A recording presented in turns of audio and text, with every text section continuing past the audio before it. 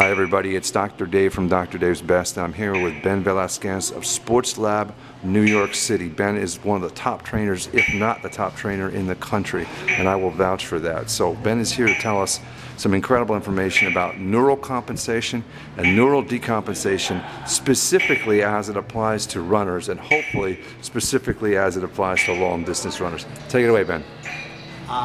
The first component that you have to understand with regards to running is that your brain is the manufacturer of all the information and the receiver of all the information.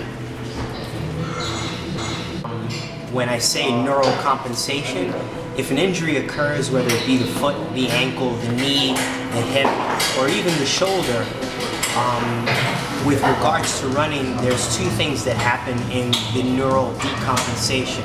One, you lose the awareness of where that joint is in space. And two, you lose the proprioception or the information that that particular joint sends to the brain as to where it is in space. So in returning back from an injury, there's two things that you have to be sure that you reintroduce or recalibrate with regards to the brain and the joint. One is the awareness of the joint, and two is the proprioception of the joint or the information in the joint. It's just as important. So the example that I'll give is you could have range of motion in your hip. That's perfect. You could have mechanical stability. That's perfect. But yet have poor information and poor awareness.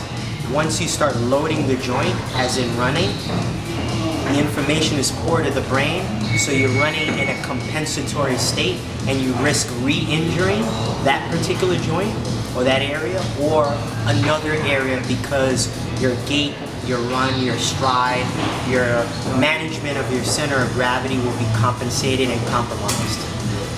Beautiful. So is that basically where proprioceptive exercises come in to re-educate your brain and improve the information from that joint? Correct. Proprioception can be broken down into two general ways. One is global, so global for the lower body, global for the torso, and one is very specific. So if you've had an ACL injury, you want to improve the proprioception to the ACL, and not the proprioception to the rest of the knee, which is more global. If you've had a supraspinatus tear and you're a runner, it's very important. The shoulder is overlooked in running athletes. You don't run just with your lower body, you run with your entire body. Sure.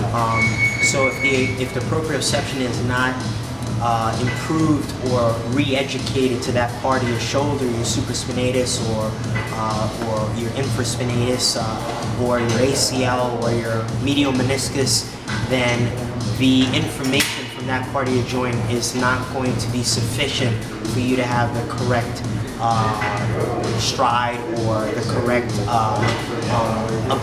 optimal performance out of your running. Okay, so in real simple summary, if the input's bad, the output's bad.